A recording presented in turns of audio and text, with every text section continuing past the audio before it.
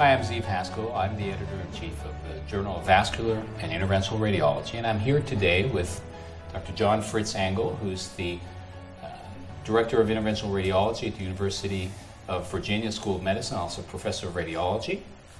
Hi, Fritz. Thank you, Dr. Haskal. Dr. Barry Katzen, who's the Medical Director of the Baptist Cardiac and Vascular Center, and we are actually at the ISET meeting where we're recording live here to talk about renal denervation and control of resistant hypertension in the U.S. It's topical now because there's been a pretty provocative press release, unpublished data from Medtronic with results of the Simplicity 3 trial that have raised questions as to the role of renal denervation in control of resistant hypertension. Fritz, can you tell us a bit about what the scope of the problem is? How many people have hypertension, essential hypertension? This is obviously a very big health problem. Probably 29% of the general population over the age of 18 suffers from hypertension. So in the United States, we're talking about 65 million people have hypertension. So clearly a major health problem. Obviously medications are the first line treatment for this, and for most patients do the job. And compliance is an issue, and they do have side effects, and untreated hypertension has real consequences, doesn't it? Absolutely. And so I think the hypertension specialists talk about a group of patients that are resistant. And that may be because they're non-compliant. It may be because they find the patient's medications intolerable. The side effects are too much for them, can't afford the medications, etc. So we're talking about heart disease and stroke, and what else? Absolutely. And so chronic exposure to high blood pressure, which of course is asymptomatic, can lead to virtually every organ being damaged. Stroke, obviously dementia, heart attack, heart failure, kidney failure, etc. So every organ is at risk if blood pressure is not well controlled. So Barry, what is this renal denervation? Well, many years ago, in the first part actually of the 20th century, surgeons discovered that if you actually interrupted the afferent efferent nerves around the kidney, that you could lower blood pressure. And it became actually the subject of a study, that is surgical treatment of malignant hypertension. Don't forget, this was a time before there were beta blockers, before there were ACE inhibitors, before there were second, third line medications that we had now, and people were dying of these complications that you were talking about related to hypertension. And what they found was that it was an extremely effective method of lowering blood pressure, but that two things occurred. One was that there was a significant mortality, so that at 1 year the mortality rate was 20 or 30%, some really severely high number, and they got orthostatic symptoms as a complication of it as a result of extensive, more or less, sympathectomy that was being done in the perirenal area. But most importantly, it was a proof of concept that there was a connection, there was a control between the sympathetic nervous system and the cardiovascular system that could be addressed as a way of controlling hypertension. And that was more or less left in the literature for a long time, and revitalized about a decade ago when people began to rediscover that. And in the era of less invasive therapy, where people began exploring whether you could ablate those nerves in some way or another, these perirenal nerves, without having to do open surgery. There are so many advances in interventional radiology and interventional therapy that have laid fallow for decades until resurrected by better technology, and this really is one of them. The technology essentially is a catheter with some actuator that does what? Well, the catheter that was the subject of these recent studies, the most widely published studies, was a catheter that created an RF burn. Basically, it was a catheter that was placed in the renal artery, and you could do focal burns, local single burns of the renal artery. And it was shown both in animal studies and in early phase 1 patients that these burns did not produce permanent damage to the renal artery. In fact, they healed. They did not produce ruptures of the renal artery or restenosis. And they were able to, in both animals and in early humans, successfully ablate the afferent efferent renal nerves, which lie, somewhere in the 1 to 3 millimeter range outside the adventitia. So we fast forward to the first human trial that made such a splash published. Tell us, recap a bit of that data for us, Fritz. Well, like all this research, it's gone through an evolution of trials, and this work started in Australia and in Europe. Single-arm studies, small populations showed very promising results.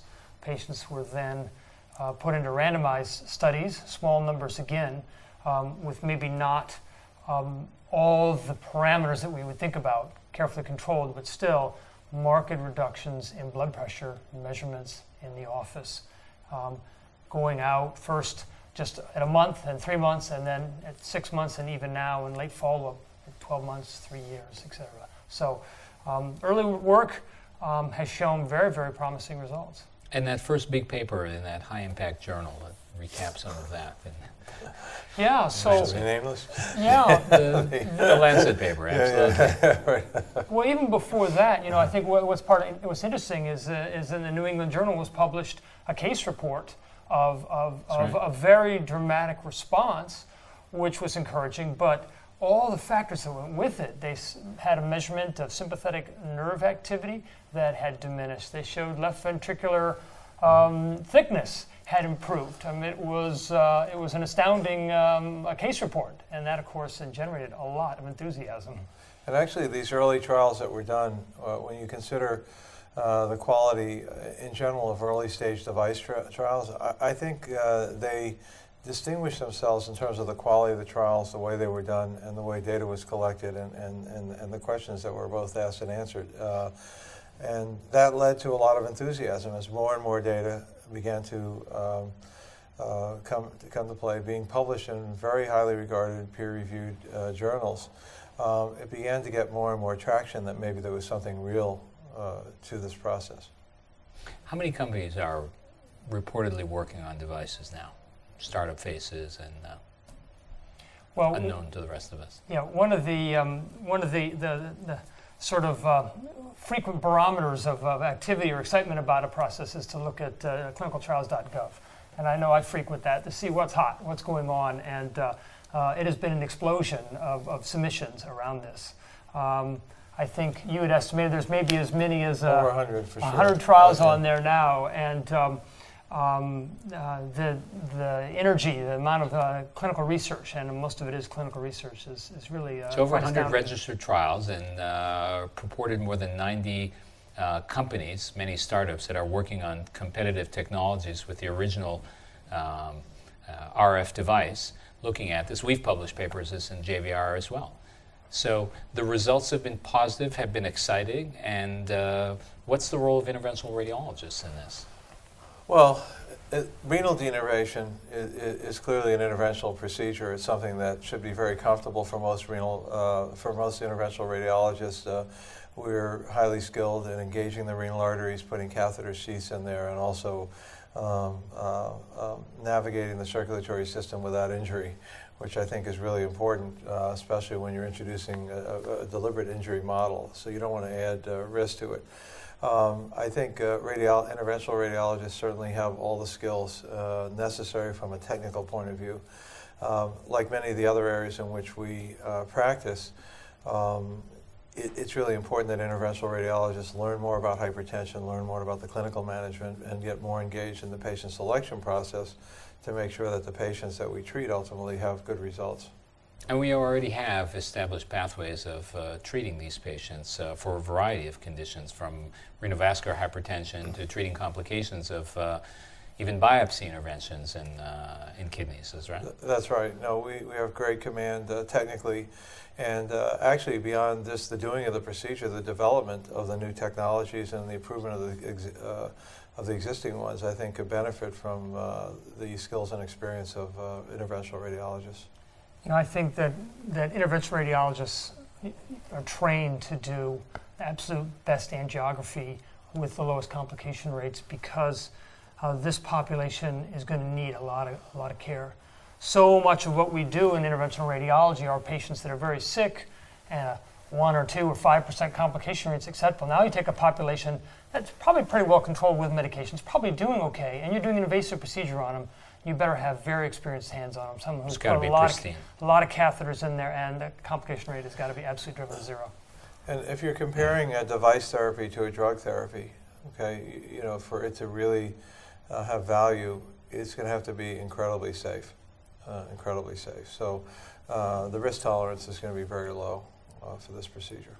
You know, the other thing I think for interventional radiology is that we convened a research consensus panel this fall. Our Interventional Radiology Foundation put together a group of specialists from cardiology, nephrology, interventional radiology, talk about what are the gaps in this knowledge? Where does this research need to go? Yes, there are a lot of clinical trials, but what are the big gaps in the technology?